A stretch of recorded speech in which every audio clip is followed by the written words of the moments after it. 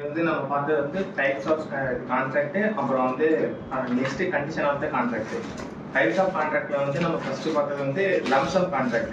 Lump sum கான்ட்ராக்ட்னா starting overall quantity, இப்போ ஸ்டார்டிங்ல இருந்து எண்ட் வரையும் எவ்வளோ வரும்ட்டு லம்சமா ஓவராலாக நம்ம ஸ்டார்டிங்லேயே எடுக்கிறதுக்கு முன்னாடியே நம்ம ஒரு குவான்டிட்டி கொடுத்துடுறோம். அந்த பில்லுக்கு கொடுத்தோம், அந்த லம்சம் அமௌண்ட்டுக்கு அவங்க இது பண்ணிடுவாங்க. அதை வச்சு தான் அந்த குவான்டிட்டிக்குள்ள அந்த ரேட்டுக்குள்ள நம்ம அந்த கான்ட்ராக்டை முடிக்கணும். அதுக்கு மேலே போனுச்சுன்னா அது நம்மளோட பொறுப்பு தான், அவங்க எக்ஸ்ட்ரா எதுவும் பே பண்ண மாட்டாங்க. நெக்ஸ்ட் வந்து item rate contract. Item rate கான்ட்ராக்ட்னா நம்ம பண்ற ஒர்க்குக்கு ஏற்ற மாதிரி கரெக்டாக எவ்வளோ ஒர்க்கு போதோ அந்த ரேட்டுக்கு ஏற்ற மாதிரி நம்ம கான்ட்ராக்ட் கொடுக்குறது தான். பில்லு ரேட்டு எல்லாம் அந்த ரேட்டுக்கு ஏற்ற மாதிரி வந்துடும். அது வந்து ஐட்டம் ரேட் கான்ட்ராக்ட்.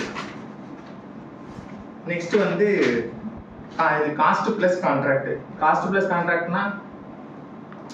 கான்ட்ராக்ட்னா ஒரு ரேட்டுக்கு இருக்குன்னா அதுல பர்சன்டேஜ் வந்து நம்ம முன்னாடியே சொல்லிடுவோம்.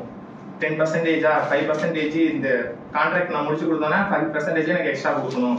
அந்த மாதிரி வந்து நம்ம ஸ்டார்டிங்ல கான்ட்ராக்ட் சொல்லிட்டு முடிக்கிற பேரு இது காஸ்ட் பிளஸ் கான்ட்ராக்ட். நெக்ஸ்ட் வந்து ஏரியா பேஸ்டு கான்ட்ராக்ட்.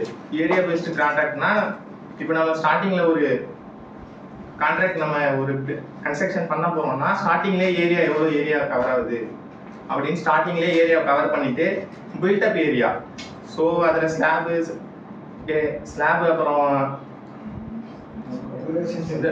எல்லாமே எவ்வளோ ஏரியா கவர் ஆகுதோ அது ஃபுல்லுக்கும் ஸ்கொயர் ஃபீட்டுக்கு வருதுன்னா ஸ்கொயர் ஃபீட்டுக்கு பேசிட்டு அந்த கான்ட்ராக்ட் பண்ணுறது வந்து area based contract.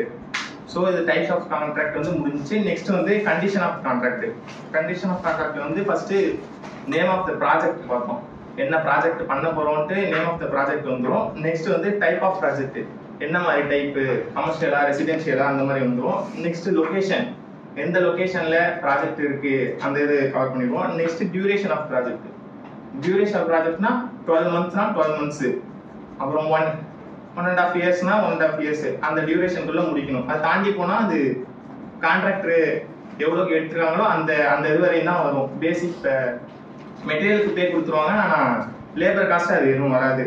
Next budget of the contract. Budget of the கான்ட்ராக்ட்னா எவ்வளோ பட்ஜெட்ல பண்ண போறோம்ட்டு மோஸ்ட்லி அது பிஓகேலாம் நம்ம போட்டால் தான் நமக்கு பட்ஜெட் வரும். So basic budget. Next scope of project. Scope of ப்ராஜெக்ட்னா இப்போ எம்இபி பண்ண போறோம்னா அது நம்ம ஸ்கோப்ல இருக்குன்னா அது ஸ்டார்டிங்லேயே சொல்லிடுவாங்க. ஸோ எம்இபியில் ஸ்ட்ரக்சரல் மட்டும் தான் நீங்க பண்ணணும், இல்லை ஆர்கிடெக்சரல் ஸ்ட்ரக்சரல் ரெண்டு நீங்க பண்ணணும்னா ஸ்டார்டிங்ல நம்ம ஸ்கோப்ல சொல்லிடுவாங்க. நெக்ஸ்ட் டைப் ஆஃப் ஸ்ட்ரக்சர், என்ன டைப் ஆஃப் ஸ்ட்ரக்சர் நம்ம பண்ண போறோம்ட்டு சொல்லிடுவாங்க. Next mobilisation advance. மொபிலைசேஷன் அட்வான்ஸ்ல வந்து இப்போ ஸ்டார்டிங் நம்ம கன்ஸ்ட்ரக்ஷன் ஆரம்பிக்கிறதுக்கு முன்னாடியே மொபிலைசேஷன் பண்ணணும். ஸோ எங்கெங்க என்னென்னலாம் வருதுன்ட்டு எல்லா செட்டப்பையும் பண்ணிட்டு நெக்ஸ்ட் தான் நம்ம கன்ஸ்ட்ரக்ஷன் ஸ்டார்ட் பண்ணுவோம். ஸோ அதனால மொபிலைசேஷன் அட்வான்ஸ் நம்ம வாங்கிடுவோம். அது 10%. நம்ம வாங்குறதுல இருந்து மொபிலைசேஷன் எவ்வளோன்ட்டா 10%னா அதுக்கு வந்து நம்ம அவங்களுக்கு ஏதாச்சும் வாரண்டி கொடுக்கணும். கேரண்டி இப்போ பேங்க் ஸ்டேட்மெண்ட்டா, இப்போ பேங்க்ல இருந்து பேங்க் நமக்கு கேரண்டி கொடுக்குறாங்கன்னா அவங்க அதுக்கு தகுந்த மாதிரி கொடுப்பாங்க. ஸோ அதுக்கு நம்ம பேங்க்குக்கு இப்படி நம்ம பேங்க்குக்கு ஏதாச்சும் ஒரு கேரண்டி கொடுக்கணும். நெக்ஸ்ட் வந்து இஎஸ்ஐ பிஎஃப், லேபருக்கு அப்புறம் வந்து லேபருக்கு இஎஸ்ஐ பிஎஃப்லாம் இருக்குன்னா அது நம்ம ஸ்டார்டிங்லேயே சொல்லணும். நெக்ஸ்ட் இன்சூரன்ஸ் ஏதாச்சும் நேச்சுரல் இதெல்லாம் ஸ்டாப் ஆகுதுன்னா ஸோ அதுக்கு இஎஸ்ஐ இன்சூரன்ஸ் போடுவோம்.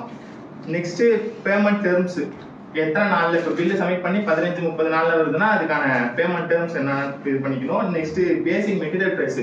எப்பயுமே நம்ம ஒர்க் ஸ்டார்ட் பண்றப்ப வர பேசிக் மெட்டீரியல் பிரைஸ் எவ்வளவோ அதை நம்ம அப்போ சொல்லிடணும். அப்போதான் எஸ்கலேஷன் இருந்ததுன்னா அதை நம்மளால எடுத்துக்க முடியும். நெக்ஸ்ட் நான் டெண்டர்ட் ஐட்டம். டெண்டர்ல இல்லாத ஐட்டம்ஸ் எதுவும் நம்ம இப்போ பண்றோம்னா ஸோ அந்த டைம்ல வந்து நம்ம அவைல் பண்றதுக்கு கரெக்ட் நான் டெண்டர்ட் ஐட்டம்ஸ்லாம் வந்துடும். Next delay. ப்ராஜெக்ட் டிலே ஏதாச்சும் ஆகுதுன்னா அந்த இதை வந்து நம்ம முன்கூட்டியே சொல்லணும், எதனால டிலே ஆகுது என்னத்துன்ட்டு எல்லாத்தையும் சொல்லிடணும். Next extension of time. அந்த டிலேனால இப்போ நம்ம கிளைண்ட்ட கேட்கணும்னா எக்ஸ்டென்ஷன் ஆஃப் டைம் இவ்வளோ வேணும் அப்படிங்கிறத வந்து 30 days ப்ரியராக நம்ம கேட்கணும். Next bonus. இப்போ நம்ம கொடுத்த டியூரேஷனுக்கு உள்ளே நம்ம முடிச்சிட்டோம்னா அந்த இதில் வந்து கிளைண்ட்டை வந்து இப்படி 5% உங்களுக்கு போனஸ் தரும், 0.5% போனஸ் தரும் சொல்லுவாங்க. ஸோ அது வந்துடும். Next LD, liquidity damage. So மினிமமா லிக்விடிட்டி டேமேஜ் வந்து இப்போ கிளைண்ட்னால ஏதாச்சும் டிலே ஆகுதுன்னா அது 0.5 5% வந்து வீக்குக்கு 0.5% கான்ட்ராக்ட். அடுத்தது ரிட்டென்ஷன் மணி. ஒரு பில்ல போய் 5% பில்லு அமௌண்ட் பிடிச்சிப்பாங்க. ஸோ அது நம்ம லாஸ்டா நம்ம ஒர்க் முடிஞ்சதுக்கு அப்புறம் இப்போ நம்ம ஏதாச்சும் ஒர்க் நம்ம வந்து ஒழுங்கா பண்ணல இந்த மாதிரி விட்டுருக்குன்னா அவங்க ரிட்டென்ஷன் மணி, அந்த மணியில நம்ம பண்ணுவோம்னா அந்த மணி வச்சு இது பண்ணலாம். எல்லாத்தையும் முடிச்சுட்டு லாஸ்டா கொடுக்குறது தான் retention money. Next defects liability period. இது வந்து லைக் ஒரு வாரண்டி மாதிரி தான். இந்த ரிட்டென்ஷன் மணில இருந்து இப்போ நம்ம அந்த ஒர்க் பண்ணுவோம்னா பண்ணி கொடுத்துட்டோம்னா அதுக்கப்புறம் வந்துடும். இல்லைன்னா வேற கான்ட்ராக்ட்ல அந்த ஒர்க்கை முடிச்சுட்டு நம்மள்ட்ட அதுக்கான பேமெண்ட் எடுத்துட்டு பேலன்ஸ் பண்ணி கொடுத்துருவாங்க. அடுத்த ஆர்பிட்ரேஷன். ஆர்பிட்ரேஷன் வந்து ஒரு லீகல் ஸ்டேஜ் மாதிரி தான். இப்போ கிளைண்ட்டுக்கும் கான்ட்ராக்டுக்கும் உள்ள ஒரு ஏதாச்சும் வாக்குவாதம் வந்திருக்குன்னா அது ஒரு மூணாவது ஆளு அந்த மாதிரி லாயர் வச்சு பண்ணுவாங்க. சிவில் லாயர் இருப்பாங்க, அவங்கள வச்சு பண்றது. நெக்ஸ்ட் சேஃப்டி பிளான், அப்புறம் குவாலிட்டி பிளான், இதெல்லாம் வந்து சப்மிட் பண்றது. அடுத்து ரிப்போர்ட்ஸ், நம்மளோட daily labour report, daily project report, அப்புறம் மந்த்லி ரிப்போர்ட், இதெல்லாம் வந்து கிளையண்ட்டை சப்மிட் பண்ணணும். அடுத்தது coordination with other agency. Other agency, அதில் ஒர்க் பண்ற ஏஜென்சியோட நம்ம கோஆர்டினேஷன் பண்ணணும். Next liaisoning. அடுத்தது கோஆர்டினேஷன் வித் நாமினேட்டட் ஏஜென்சி.